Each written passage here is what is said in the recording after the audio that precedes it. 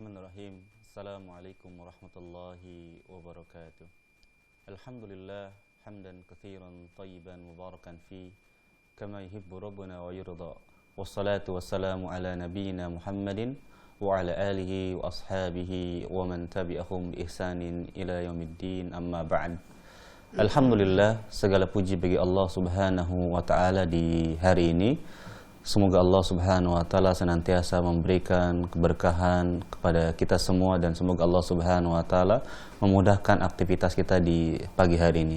Kaum muslimin, para pemirsa Ahsan TV yang dirahmati Allah Subhanahu wa taala, senang sekali di hari ini di setiap Sabtu pagi kami menemani Anda dalam program kajian rutin bersama guru kita Al-Ustaz Syahrul Fatwa hafizahullah taala dalam membahas salah satu kitab yang dikarang oleh Syekh Muhammad Syakir Asy-Syarif yang berjudul 40 Hadis Wanita. Dan alhamdulillah ini adalah pertemuan yang ketiga dan insyaallah Ustaz akan melanjutkan di hadis yang kelima.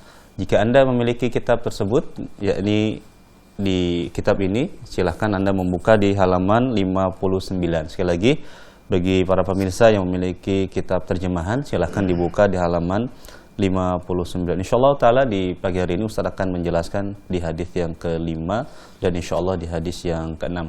Dan di segmen soal jawab nanti kami juga akan memberikan kesempatan bagi Anda untuk bisa bergabung dalam segmen interaktif. Silakan yang ingin bertanya langsung ataupun nanti Anda ingin bertanya melalui layanan pesan singkat, silakan nanti bisa menghubungi di nomor di bawah ini setelah Ustadz menjelaskan pembahasan-pembahasan yang akan dibahas di pagi hari ini. Baik, untuk menyingkat waktu kita sapa terlebih dulu. Assalamualaikum warahmatullahi wabarakatuh. Waalaikumsalam warahmatullahi wabarakatuh. Gimana Ustaz kabar hari ini? Alhamdulillah. Insyaallah.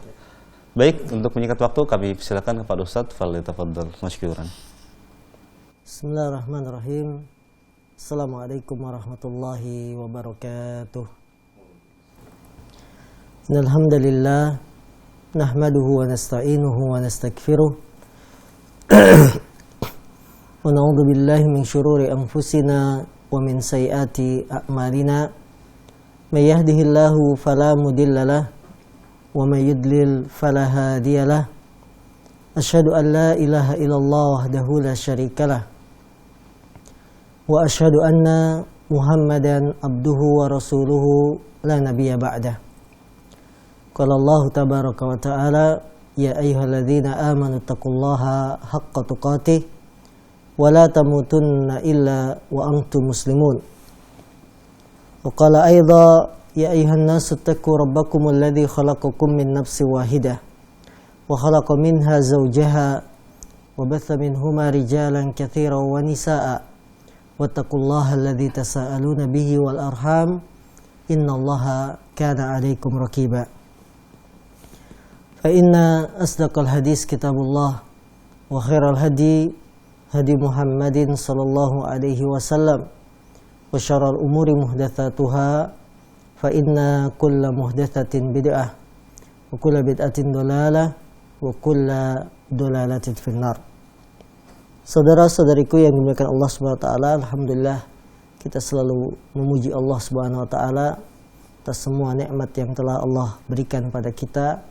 Nikmat yang terutama adalah nikmat iman, nikmat Islam, dan tidak kalah pentingnya adalah nikmat keamanan pada satu negeri, keamanan pada satu wilayah. Ini adalah nikmat dari Allah Subhanahu wa taala.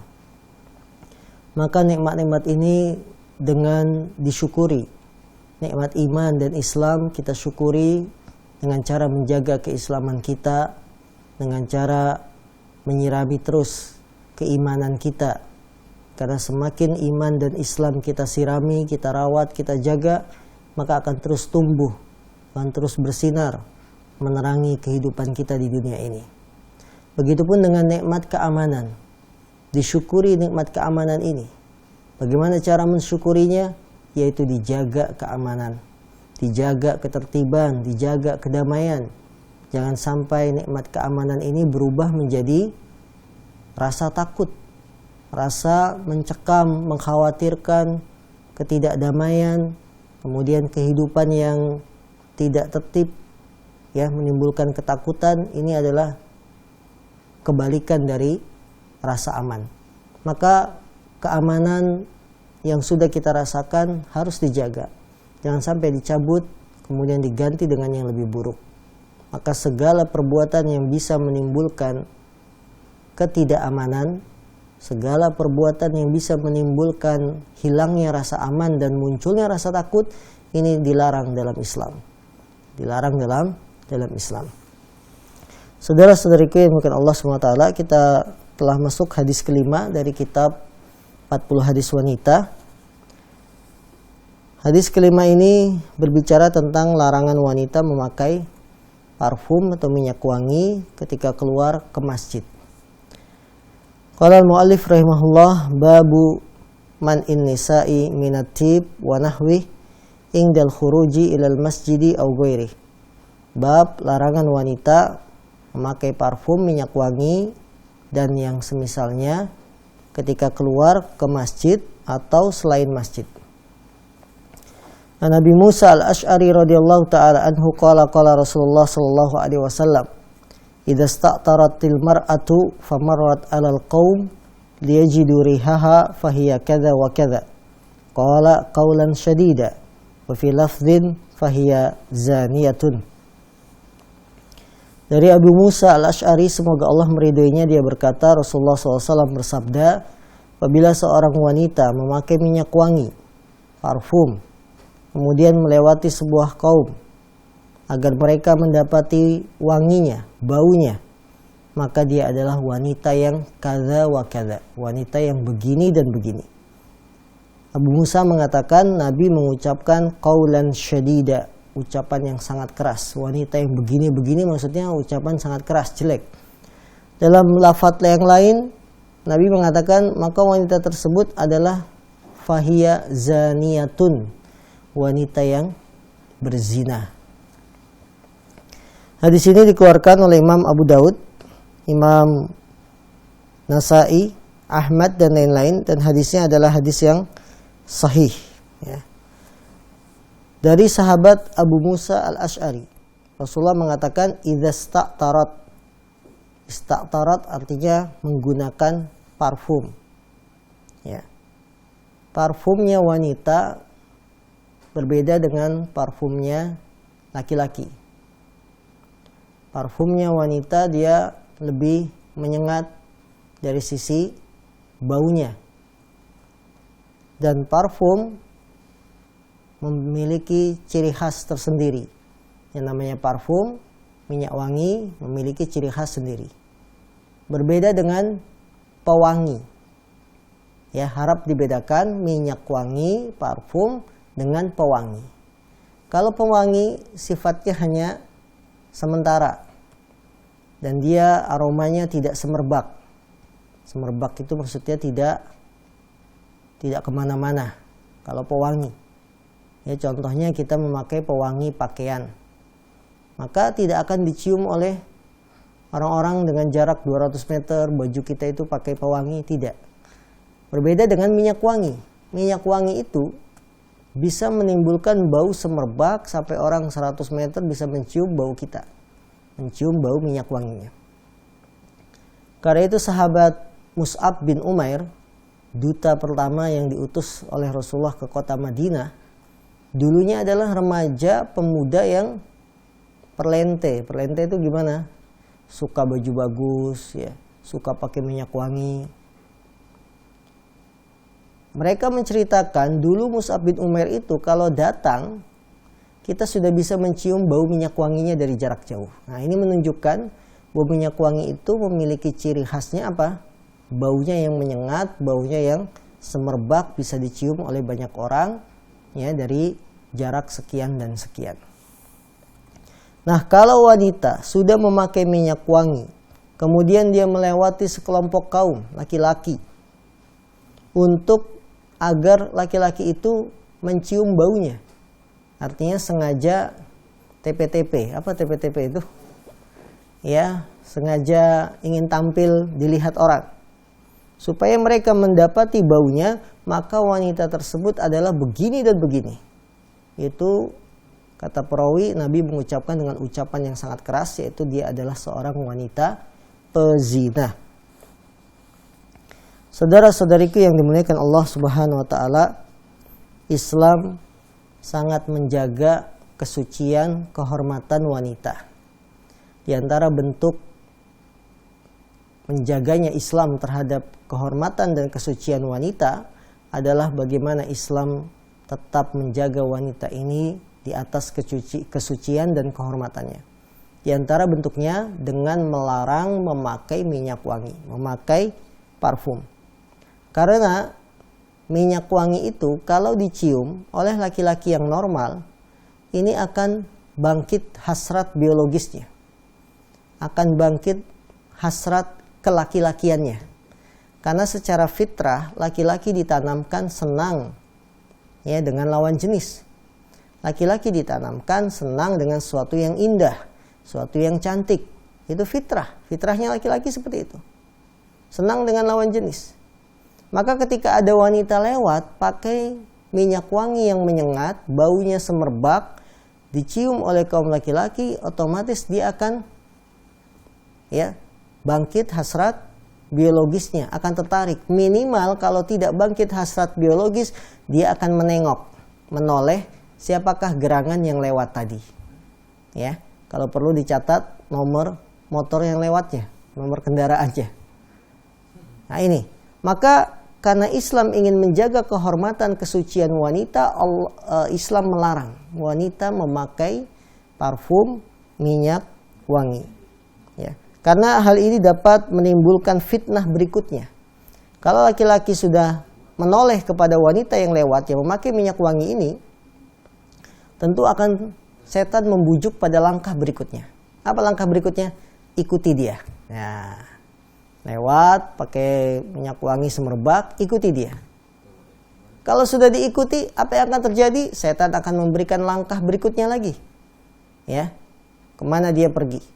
Kalau ternyata jaraknya masih jauh ketika diikuti, ganggu dia. Inilah bagaimana indahnya Islam menjaga kaum wanita tetap dalam kesuciannya, diantaranya dengan melarang mereka memakai minyak wangi. Bahkan dengan tegas-tegas Rasulullah mengatakan wanita yang seperti itu pakai parfum kemudian supaya dicium baunya, dia adalah wanita pezina. Kenapa disebut sebagai wanita pezina padahal belum melakukan perbuatan zina? Baru cuma lewat pakai parfum, baunya dicium. Kenapa sudah dinilai sebagai wanita pezina? Karena dengan memakai parfum, kemudian parfumnya dicium baunya oleh kaum laki-laki, ini bisa mengantarkan sarana kepada perzinahan. Mengantarkan sarana kepada perzinahan. Dan sebagaimana kaidah yang disebutkan oleh para ulama, al-wasail laha ahkamul maqasid. Sarana itu hukumnya seperti tujuannya. Ya, kita ingin sholat. Hukum sholat apa? Wajib. Kemudian kita tidak memiliki baju yang bisa menutup aurat untuk sholat. Maka hukum membeli baju hukumnya jadi wajib. Karena dia sarana menuju kewajiban, yaitu sholat. Dan sholat tidak diterima kecuali dengan menutup aurat. Nah, begitupun perzinahan. Zina hukumnya apa? Haram. Maka segala sarana yang bisa mengantarkan pada perzinahan hukumnya juga haram. Begitupun memakai minyak wangi. Dia termasuk sarana menuju perzinahan. Maka Nabi mengatakan wanita yang memakai minyak wangi supaya didapati baunya oleh kaum laki-laki, wanita tersebut adalah wanita pezina. Karena bisa mendorong terjadinya perbuatan zina. Pelajaran yang bisa kita petik dari hadis ini, yang pertama, haramnya wanita keluar rumah memakai minyak wangi. Sama saja dia perginya ke masjid atau selain masjid. Kalau ke masjid saja dilarang wanita pakai minyak wangi, bagaimana lagi kalau selain masjid? Contoh ke pasar. Contoh lain, menghadiri pesta undangan pernikahan. Masjid tempat paling baik, tempat yang paling dicintai Allah. Wanita ketika ke masjid tidak boleh pakai minyak wangi. Padahal itu tempat mulia yang bisa kita katakan tingkat kemaksiatan di dalamnya sedikit, ya. Bahkan bisa 0. Kalau seorang pergi ke masjid tingkat kemaksiatannya 0. Tapi wanita tidak boleh pakai parfum. Bagaimana lagi jika wanita perginya ke pasar? Tempat yang paling dibenci oleh Allah. Tempat yang banyak dosa, banyak kecurangan. Tentu lebih utama tidak memakai minyak wangi. Karena ke masjid saja tidak boleh, apalagi selain masjid. Kemudian pelajaran yang bisa kita petik dari hadis ini,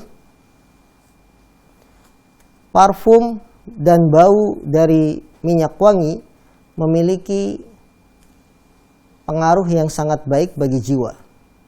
Karena itu seorang wanita hendaknya memakai parfumnya di rumah, ya, untuk siapa? Suaminya. Karena dengan memakai parfum bisa menjadi pendorong terjadinya rasa cinta antara suami dan istri. Rasulullah melarang ketika keluar rumah karena bisa mendorong orang cinta, orang menoleh. Nah, karena di luar rumah tidak boleh, bisa mendorong orang-orang yang bukan mahram kita melihat kita, memperhatikan kita, maka pakailah parfum itu di rumah. Untuk siapa? Untuk suami. Dengan memakai minyak wangi di rumah, maka bisa mendorong antara hubungan suami istri ini berjalan dengan baik. Ya, hubungan suami istri yang harmonis. Maka ini hendaklah diperhatikan oleh wanita, para istri, ketika Anda di rumah, pakailah minyak wangi. Dan para suami jangan pelit-pelit membelikan minyak wangi untuk istri. Ya, jangan suaminya saja beli minyak wangi, ketika umroh dia beli minyak wangi diborong. Istrinya tidak dibelikan sama sekali. Belikan, bukan untuk dipakai di luar rumah, tapi untuk dipakai di mana? Di dalam rumah. Untuk siapa lagi? Ya untuk suaminya juga. Suami kan senang kalau pulang disambut dengan rasa wangi, ya, bau wangi yang sedap, bukan bau ketiak yang sedap, tapi bau minyak wangi yang sedap. Suami akan senang ketika pulang ke rumah disambut oleh istrinya yang harum, yang wangi. Yang hal ini akan mendatangkan rasa cinta, hubungan suami istri akan semakin mesra, semakin harmonis, dan seterusnya. Ini berkebalikan dengan para istri zaman sekarang. Kebanyakan wanita di zaman sekarang kalau keluar rumah tampilnya habis-habisan. Tampil di luar rumah habis-habisan. Mau kondangan saja, ya, pengantinnya kalah dengan tamu undangannya. Kenapa kalah dengan tamu undangan? Karena tamu undangannya lebih wangi, lebih menyengat wanginya, sampai dikira si tamu undangan itu adalah pengantinnya. Nah, ini tentu kemungkaran. Kalau di luar rumah tampil habis-habisan, pakai minyak wangi, dandan cantik dan sebagainya. Tapi ketika di dalam rumah, pakai baju daster pun sudah sobek-sobek, ya. Kemudian bau badan pun tidak diperhatikan, bekas keringat berpeluh, ya, berpeluh-peluhan, habis ngepel, habis nyuci berkeringat. Nah, ini harus diperhatikan karena para suami senang ketika mendapati istrinya dalam keadaan wangi. Karena itu wanita muslimah dimanapun Anda berada, Anda sebagai istri perhatikan hal ini. Ya, ketika di luar rumah kita tidak boleh memakai minyak wangi. Ketika di dalam rumah silakan pakai minyak wangi, sepuasnya boleh. Ya, mau 1 botol disiram ke badan boleh. Asalkan untuk siapa? Untuk suami. Dan perlu diperhatikan, ketika keluar rumah kita tidak boleh memakai minyak wangi. Seorang wanita keluar rumah pakai minyak wangi tidak boleh.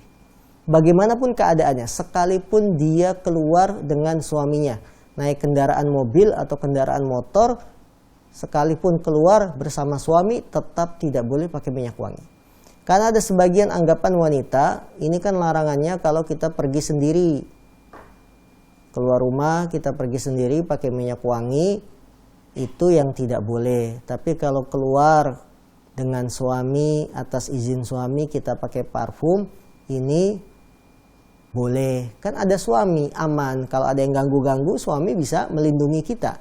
Ini adalah jawaban yang tidak benar.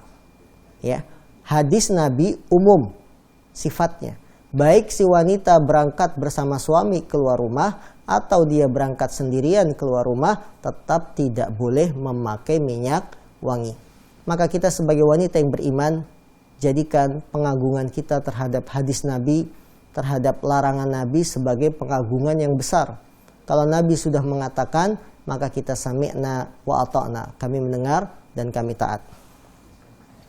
Pelajaran juga yang bisa kita petik dari hadis ini, apabila seorang wanita memakai minyak wangi dan ingin keluar rumah, ya, maka wajib baginya untuk mandi dan menghilangkan bekas-bekas minyak wangi sebelum keluar. Ini harap diperhatikan. Di rumah dia semalaman pakai minyak wangi karena ada suami. Paginya suami berangkat kantor dan si istri ingin mengantar anaknya sekolah. Sementara badannya masih wangi, bajunya masih wangi. Ini harus dicuci atau dia mandi dan dihilangkan bekas-bekas bau minyak wanginya. Ya, dihilangkan dulu sebelum keluar. Jangan memakai baju yang tadi malam dipakai bersama suaminya, yang wangi dan seterusnya. Tidak boleh. Ya, jadi wanita manapun, ketika dia akan keluar rumah dan sudah memakai minyak wangi sebelumnya, maka harus dibersihkan, dihilangkan bau-bau minyak wanginya.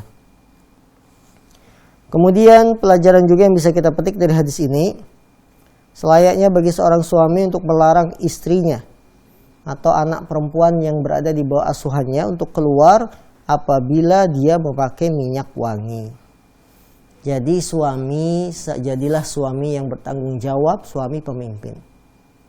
Kita akan keluar melihat istri kita pakai minyak wangi, maka hendaklah suami melarang, "Dek, jangan pakai minyak wangi. Pakai saja minyak kayu putih." Ya, Dek, jangan pakai minyak wangi, pakai saja apa? Remason, balsem, ya, biar dikira orang sakit.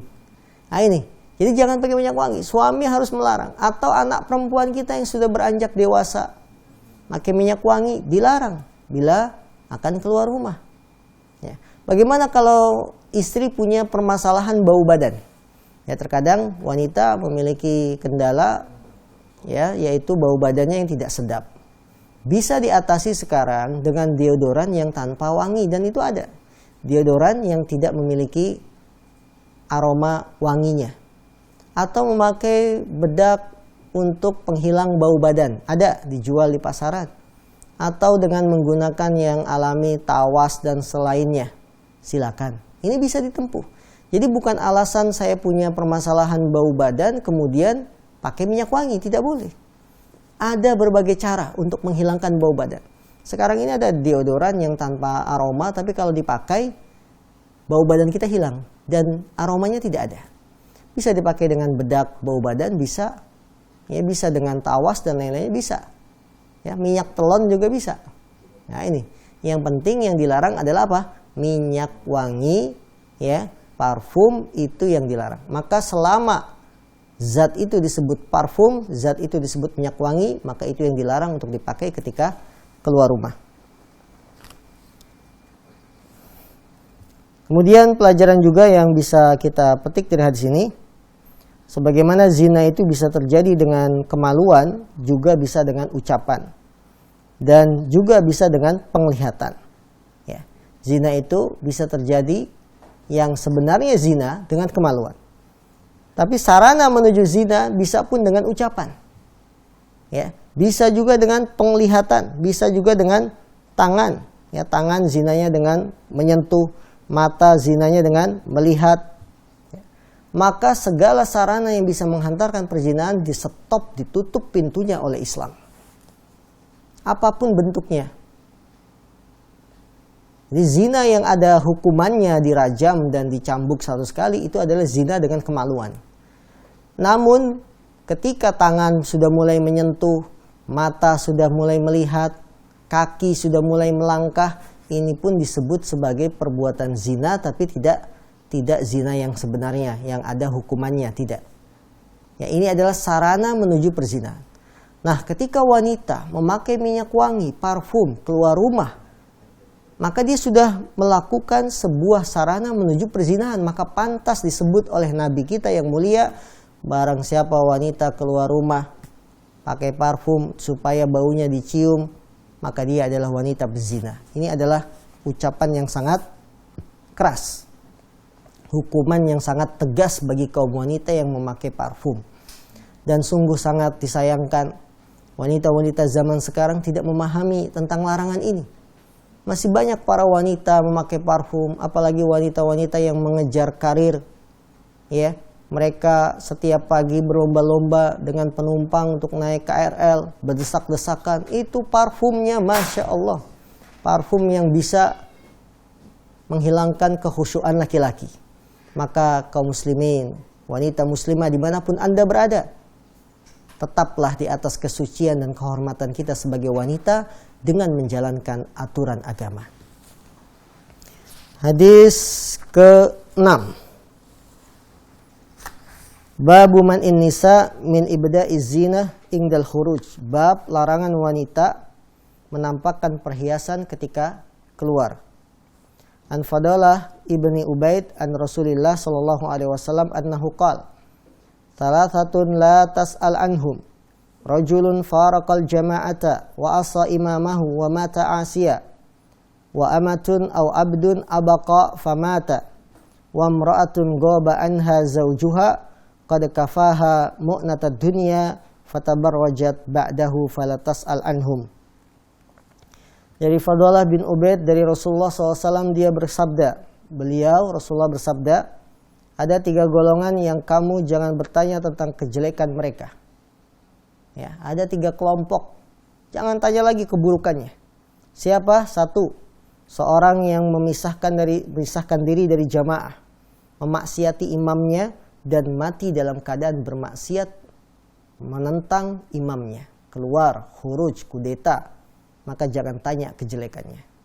Yang kedua adalah budak wanita atau budak laki-laki yang kabur, abaqa, kabur ya dari tuannya, famata, kemudian meninggal dalam ketika dia kabur meninggal dunia, maka jangan tanya tentang kejelekannya. Yang ketiga, dan ini menjadi pembahasan kita, seorang istri ketika ditinggal oleh suaminya pergi, padahal suaminya sudah mencukupi kebutuhan dunianya, kemudian dia malah berhias, tabarrojat, fatabarrojat, berhias setelahnya, maka jangan kamu tanya kejelekan 3 kelompok ini. Allahu Akbar. Hadis yang kita bahas adalah tentang yang ketiga, seorang wanita, istri, gobaan hazaujuha, yang suaminya sedang tidak ada, sedang pergi, apakah itu dinas, apakah itu sedang umroh, tugas, atau sekedar pergi ke kantor yang sore hari baru pulang. Qad kafaha mu'natad dunya. Istri ini ditinggal suaminya, sedang tidak di rumah suaminya, padahal suaminya sudah memenuhi kebutuhan dunianya. Ya, rumah dibeliin, kebutuhan isi rumah dilengkapi, kebutuhan bulanan makan minum dicukupi, akan tetapi dia malah berhias keluar, dandan, berhias ketika suaminya tidak ada. Saudara-saudariku yang dimuliakan Allah Subhanahu wa taala,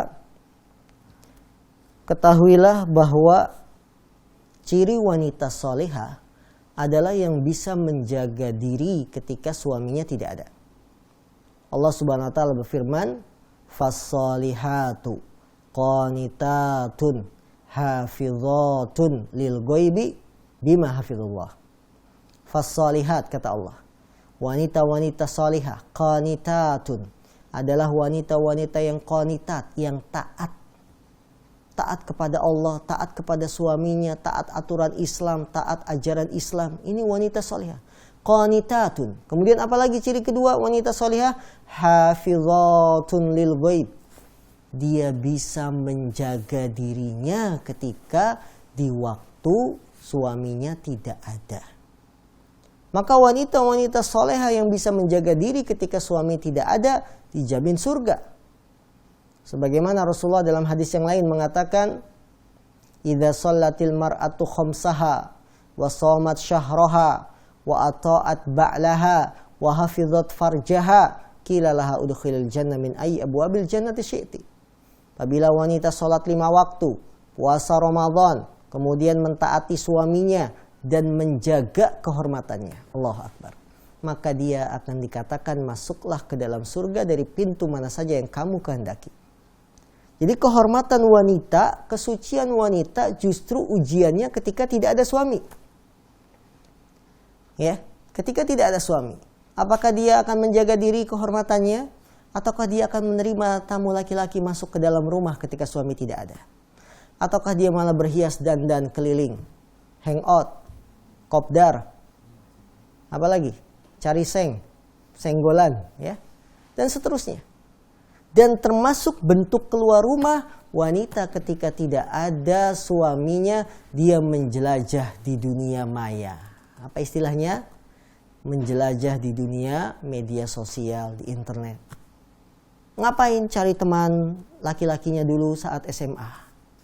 Menjalin hubungan dulu dengan teman-teman kuliahnya. Padahal dia sudah punya suami. Ini pun termasuk bentuk keluar rumah. Menjalin hubungan kembali dengan teman laki-lakinya dulu. Ya, kata orang masa-masa indah adalah ketika SMA. Ya. Sehingga dia terngiang-ngiang mantan-mantannya dulu. Ingin kembali merajut ya rasa cinta yang terputus. Akhirnya PSBB. Ya, pernah sayang belum berjodoh. Nah, ini ya. Ini bahaya. Ini pun termasuk bentuk keluar. Ini namanya wanita yang tidak bersyukur. Rasulullah mengatakan seorang wanita yang ditinggal oleh suaminya padahal suaminya sudah mencukupi kebutuhan dunia. Tapi dia malah dandan, dia malah jalan-jalan, malah dia kemana-mana. Ini bukan wanita yang baik. Fala tas'al anhum. Jangan kamu tanyakan dosa kejelekan mereka. Allahu Akbar. Kaum muslimin yang dimuliakan Allah SWT, tidak berlebihan kalau kita katakan buku ini buku kekinian yang sangat sesuai dengan keadaan para wanita di zaman kita. Dan yang disampaikan oleh penulis adalah hadis-hadis Nabi. Nabi berbicara tidak dengan hawa nafsunya, tapi dengan wahyu. Maka apa yang beliau katakan relevan dengan setiap zaman. Nabi nggak tahu kalau wanita-wanita zaman sekarang sering keluar rumah, tapi Nabi sudah mengatakan. Jangan kamu tanya dosanya. Wanita, istri ketika ditinggal suaminya sudah mencukupi kebutuhan rumah, ya. Apapun dibelikan sama suami sebagai bentuk sayang, tanggung jawabnya, tapi si istri malah tabarwajat, dandan, berias, keluar rumah, ya, pamer, bersolek dan seterusnya. Maka ini adalah sebuah dosa dan kesalahan wanita muslimah. Pelajaran yang bisa kita petik dari hadis ini, yang pertama adalah haramnya perbuatan tabarruj. Tabarruj itu adalah menampakkan perhiasan yang kita punya, kecantikan kita di depan umum, di depan laki-laki yang bukan mahram, ya, di hadapan khalayak ramai. Ini disebut tabarruj. Allah berfirman, "Fala tabarrujna tabarrujal jahiliyatil ula." Janganlah kamu bersolek, berdandan sebagaimana bersoleknya orang-orang zaman jahiliyah yang pertama. Orang-orang zaman jahiliyah yang pertama, sebagaimana akan kita bahas, mereka kalau keluar rumah menampilkan perhiasan yang mereka punya. Ya, pakai gelang kaki, pakai perhiasan, dandan, bahkan yang pendek pakai sendal sepatu yang kayu buatan untuk menipu manusia. Ini tabarrujnya manusia di zaman jahiliyah yang pertama, dan wanita dilarang. Maka hukum berhias berdandan ketika keluar rumah untuk dilihat kecantikannya, pakai minyak wangi, pakai asedo, pakai eyeliner, pakai lipstick nggak ada, pakai lip gloss, pakai apa lagi, dan seterusnya, maskara dan seterusnya. Maka ini termasuk bentuk berdandan, berhias, bersolek yang dilarang dalam Islam. Kemudian pelajaran yang kedua yang bisa kita petik dari hadis ini, wanita yang berdandan, yang berhias keluar rumah adalah wanita yang mengkhianati suaminya. Allahu Akbar. Suaminya capek-capek, ya. Pergi pagi, pulang sore. Bahkan sebelum subuh sudah berangkat. Ada juga yang berangkatnya dengan susah payah, naik motor, kendaraan, panas dia hadapi, hujan dia rasakan. Di kantor mendapati kesulitan, permasalahan kerjaan, ya, dia tinggalkan istrinya dalam keadaan cukup, disiapkan makanannya sudah ada, ya, kemudian kebutuhan yang lainnya sudah disiapkan, tapi kok malah keluar, malah dandan, malah pamer, pengen dilihat orang kecantikannya. Maka wanita ini disebut khainah, wanita yang mengkhianati suaminya. Suaminya sudah mencukupi kebutuhannya. Ditinggal sebentar saja ke kantor, tidak lama 8 jam, tapi ternyata dimanfaatkan untuk jalan-jalan, untuk makan rujak bersama dengan teman-teman wanitanya, ya, sambil berhias, sambil ketawa, cekakak, cekikik di tempat umum, menjadi pemandangan orang, diperhatikan banyak orang. Ini wanita-wanita yang mengkhianati kesetiaan suami. Kemudian pelajaran juga yang bisa kita petik dari hadis ini, laki-laki yang benar-benar laki-laki, dia tidak akan ridho dengan istrinya yang berhias dandan keluar rumah. Jadi kalau Anda benar-benar laki-laki sejati, ya, maka Anda tidak akan ridho ketika istri kita dandan hias, ya, untuk dilihat oleh orang banyak. Kita tidak akan ridho. Maka suami pun harus punya rasa cemburu. Jangan membiarkan istrinya tampil cantik dilihat menjadi perhatian orang banyak. Kita harus punya rasa cemburu sebagai laki-laki. Kalau rasa cemburu sebagai laki-laki kita sudah hilang, maka dayus, ini laki-laki suami tipe-tipe yang dayus. Apa? Tipe-tipe suami yang tidak punya lagi rasa cemburu kepada istrinya. Istrinya dibonceng laki-laki lain keluar rumah, suaminya diam, ya. Dibonceng tukang ojek, diam. Harusnya suami yang mengantarkan. Harusnya suami yang memberikan rasa aman kepada istri, jangan diserahkan ke tukang ojek. Ya, ini. Kemudian pelajaran keempat dari hadis ini, berhiasnya seorang istri untuk suaminya halal, tidak dilarang. Jadi kalau istri berhias untuk suami di dalam rumah itu halal. Ya, tidak dilarang. Yang dilarang adalah ketika keluar rumah. Maka para istri perhatikan ini. Anda boleh berhias, Islam tidak melarang wanita dandan, silakan dandan. Mau pakai bedak, pakai eyeshadow, eyeliner, pakai maskara, ya, pakai lip gloss atau apa begitu ya, yang bisa membuat cantik, silakan, boleh. Tapi untuk siapa? Untuk suami. Walaupun suaminya bilang dalam hati kayak ondel-ondel gitu, ya. Nah ini, tapi ini untuk suami, boleh, halal, tidak ada larangan. Yang dilarang adalah ketika wanita itu berhias, berdandan, bersolek keluar rumah. Ini yang harus diperhatikan oleh wanita muslimah.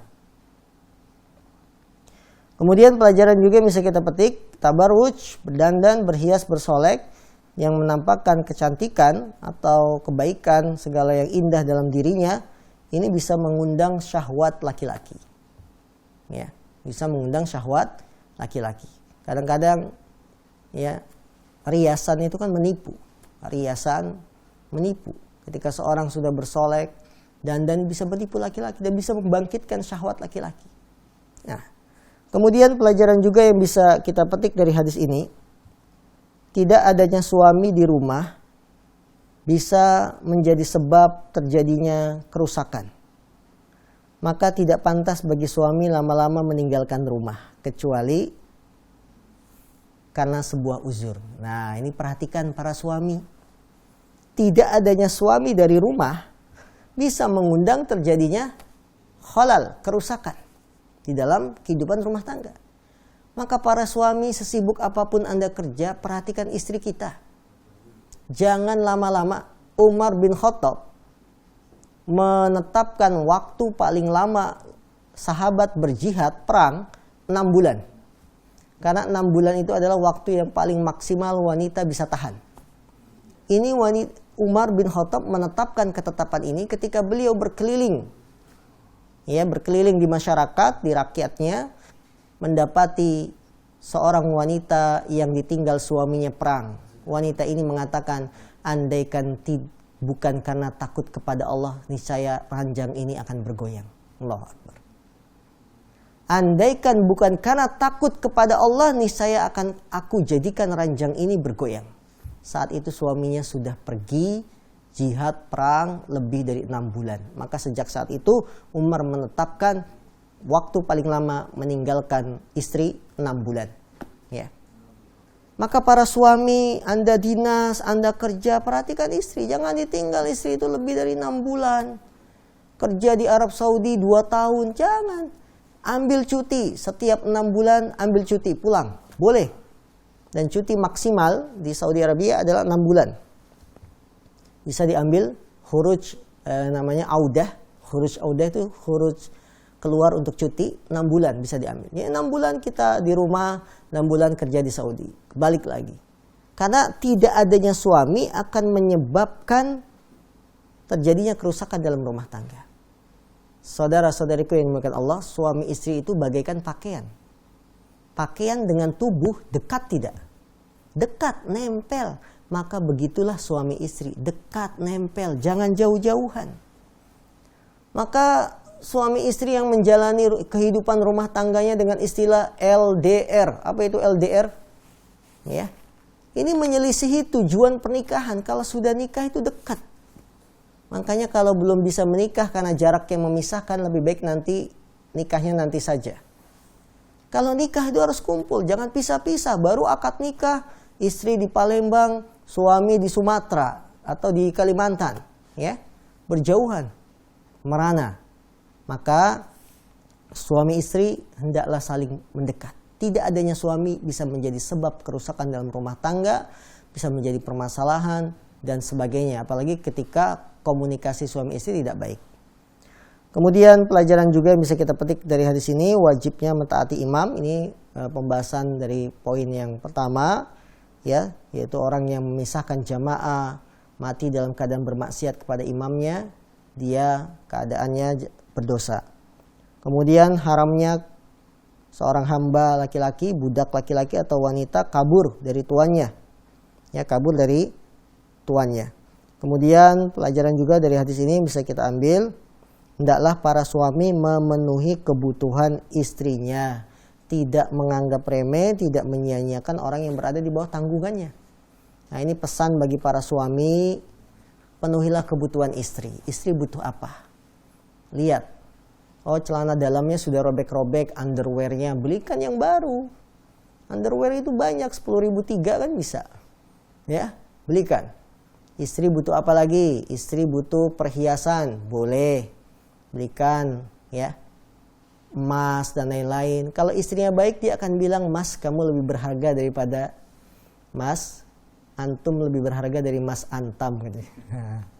Ya boleh, tapi penuhi kebutuhan istri. Istri butuh apa lagi? Butuh perhiasan, ya, butuh hal-hal yang bisa dia pakai untuk berdandan. Silakan, bedak belikan, ya. Sekarang sudah banyak paket-paket skincare, ya belikan, tidak ada masalah. Penuhi kebutuhan istri. Ya, ini menjadi kewajiban kita sebagai suami. Suami punya nafkah wajib, sandang, pangan, papan. Ini sepakat, tidak ada perselisihan. Wajib memberi makan, wajib memberi tempat tinggal, wajib memberi pakaian. Pakaiannya wanita, pakaian luar rumah, pakaian dalam rumah, pakaian dalam. Itu wanita, ada 3 pakaiannya. Suami memperhatikan kebutuhan-kebutuhan ini. Maka sebagai suami kita harus bertanggung jawab, tidak hanya memenuhi kebutuhan batin, tapi kebutuhan lahir istri juga harus kita perhatikan. Wallahu ta'ala alam. Inilah hadis yang bisa kita kaji pada kesempatan kali ini. Silakan berikutnya interaktif tanya jawab. Baik, barakallahu fikum wa jazakumullahu khairan pada Ustaz yang tadi telah menjelaskan di hadis yang ke-5 dan di hadis yang ke-6. Tibalah saatnya kami berikan kesempatan bagi Anda para pemirsa Ahsan TV untuk bisa bergabung dalam segmen soal jawab. Silakan Anda mengirimkan pertanyaan-pertanyaan di nomor di bawah ini dan silakan nanti Anda bisa menghubungi kami untuk bisa bertanya langsung pada Ustaz. Insyaallah kita akan jeda dulu. Setelah itu kami berikan kesempatan Anda untuk bisa bertanya. Kami persilakan untuk jeda dulu. Dalam segmen soal jawab, bagi Anda yang ingin bertanya secara langsung dan ingin menelpon, silakan nanti Anda bisa menghubungi nomor di bawah ini di nomor 021-8901-603. Dan bagi Anda yang ingin bertanya melalui layanan pesan singkat, silakan bisa mengirimkan pertanyaan di nomor 0813-1445-5557. Baik, sambil kita menunggu penelpon dari pemirsa yang masuk, kita akan bacakan beberapa pertanyaan yang sudah masuk. Yang pertama Ustaz, pertanyaan dari Ibu Zainab. Assalamualaikum warahmatullahi wabarakatuh. Ustaz, bagaimana hukum berdandan dan memakai minyak wangi bagi wanita yang pergi ke kajian? Yang mana kajian tersebut hanya untuk sesama wanita saja Ustaz, tidak ada laki-laki sama sekali. Syukron, mohon penjelasan. Baik, apa hukumnya wanita berdandan berhias untuk hadir dalam majelis ilmu? yang mana di majelis tersebut tidak ada kaum laki-laki, hanya wanita saja. Para ibu, wanita muslimah dimanapun Anda berada, ketika Anda keluar rumah, itu sudah berarti larangan memakai parfum minyak wangi. Memang tempat kajian kita adalah wanita semua, tapi selama dalam perjalanan menuju tempat kajian, apakah yakin jalan itu aman, tidak ada laki-laki? Apakah kita yakin ketika pakai minyak wangi tidak dicium bau wangi kita terhadap laki-laki yang ada di jalan? Anda misalkan naik kendaraan, motor, mobil, ya, ini pun bisa menimbulkan fitnah. Maka larangan Nabi memakai minyak wangi ketika keluar rumah sekalipun untuk kajian. Sekalipun di tempat kajian itu tidak ada laki-laki. Sekarang bagaimana kalau kita memakai minyak wangi keluar rumah ke masjid yang di masjid itu khusus masjid wanita? Apakah dibolehkan? Tidak boleh. Ya. Jadi larangan ini mutlak. Bagaimanapun keadaannya, wanita kalau keluar rumah tidak boleh pakai minyak wangi, tidak boleh pakai parfum. Nah. Jazakallah khairan atas penjelasan Ustaz dari pertanyaan dari Ibu Zainab. Kita bacakan kembali pertanyaan yang kedua Ustaz dari Ummu Justin di Serang, Banten. Assalamualaikum warahmatullahi wabarakatuh. Ustaz, bagaimana jika kita sendiri yang memiliki hajatan, berdandan hanya sekedarnya saja dan juga menggunakan cadar setelah itu? Dan bagaimana pakaian yang dicuci dengan pewangi setiap hari Ustaz? Mohon penjelasannya. Dengan menggunakan pewangi. Baik.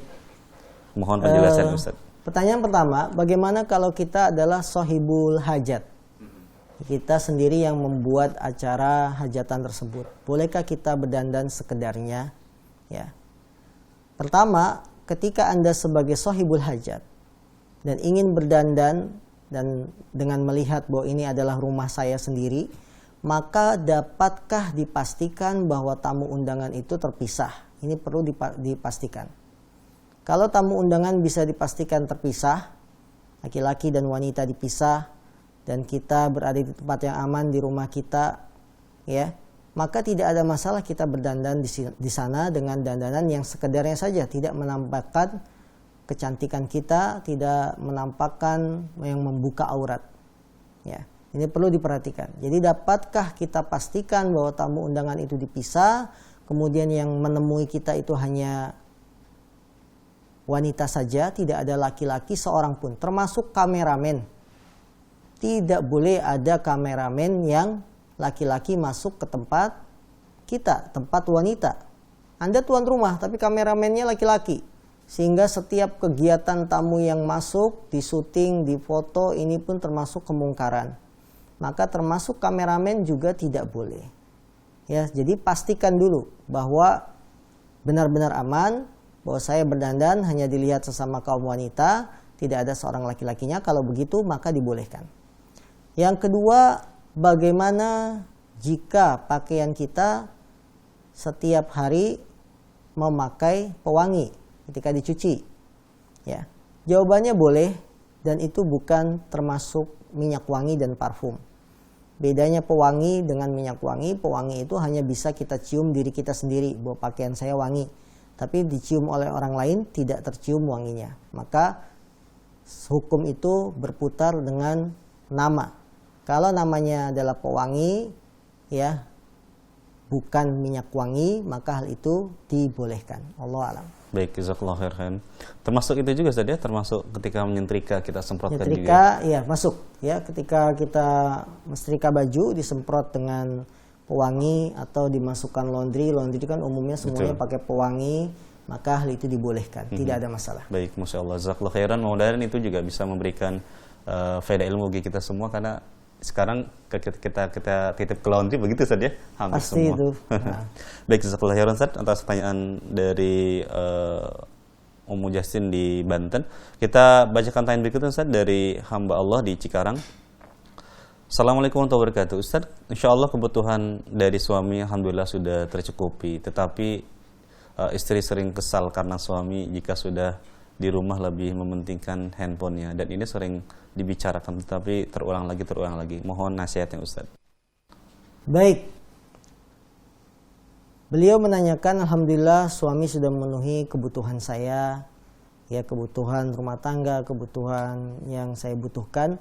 Tapi permasalahannya suami ketika di rumah justru lebih sering memegang HP-nya, handphonenya.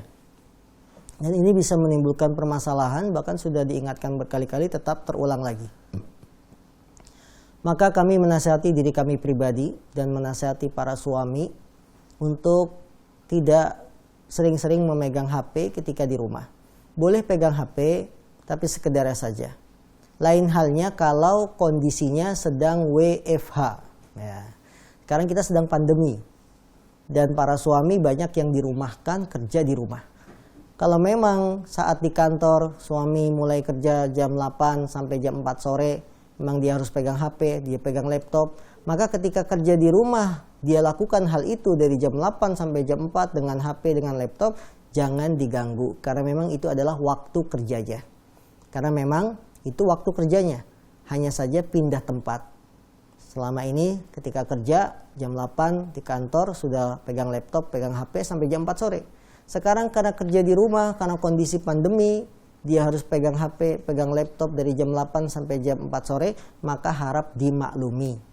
Jangan beranggapan, oh suami saya kalau di rumah jam 8 sampai jam 4 pegangannya HP. Lah memang itu waktu kerjanya. Kalau memang itu waktu kerjanya, silakan. Suami tidak dilarang. Dan istri harap memaklumi. Namun ketika waktu kerjanya selesai, ya sudah saatnya bersama anak-anak dan istri. Hendaklah dia lebih mengutamakan istri dan anaknya. Kalau HP-nya selama ini selalu dibersihkan, dielap pakai tisu, maka istrinya pun boleh dielus-elus, dielap pakai tisu istrinya. Ya, anaknya dipegang, maksudnya apa? Bermain dengan anak, seperti itu. Ya, ini sebagai nasihat bagi saya pribadi dan juga kepada seluruh para suami. Wallahu a'lam. Jazakallahu khairan Ustaz atas jawaban dari hamba Allah di Cikarang, dan kita banyak pertanyaan terakhir Ustaz di kesempatan pagi hari ini juga pertanyaan dari beberapa yang sama pertanyaannya. Ustaz, bagaimana jika darurat menggunakan Gojek bagi para ummahat Ustaz, yang rata-rata memang Gojek itu adalah laki-laki Ustaz. Apakah ini diperbolehkan, termasuk menggunakan Grab yang dalam keadaan mobil sendiri Ustaz? Apakah ini juga termasuk yang diperbolehkan? Mohon penjelasan Ustaz. Baik, untuk wanita muslimah yang membutuhkan kendaraan dan dia tidak bisa membawa sendiri dengan sarana transportasi sekarang yang tersedia melalui online, apakah itu Gojek, apakah Grab, saya melihat untuk yang memakai mobil, GrabCar atau GoCar ini lebih aman karena jarak yang jauh antara supir dengan penumpang. Ya, penumpang di belakang, supir di depan. Maka para ummahat ketika akan menggunakan jasa mobil online, jangan memilih duduk di samping supir karena terlalu dekat, tapi pilihlah di belakang, ini lebih aman. Kemudian bagaimana dengan yang berupa motor kendaraannya? Dengan adanya pandemi ini, motor-motor sekarang yang online sudah ada pembatasnya. Ada pembatas yang suka saya lihat. Dan ini tentunya tidak kita gunakan kecuali dalam keadaan darurat. Sekarang kalau dibalik, sekarang laki-laki yang ingin menggunakan jasa kendaraan online, ternyata supirnya wanita. Nah, bagaimana? Ya, saya pribadi pernah mendapati ingin memakai kendaraan online berupa motor, ternyata supirnya wanita. Saya cancel, saya tolak. Ya, itu walaupun ada pembatas dan lain-lain dan kita minta maaf, tidak bisa demi menjaga kehormatan kita. Nah, begitulah wanita. Dia harus menjaga kehormatannya, tidak menggunakan kecuali dalam keadaan darurat. Sekarang ini, darurat ini kata-kata yang mudah di multitafsir. Sebentar-sebentar kita katakan darurat, sebentar kita katakan darurat.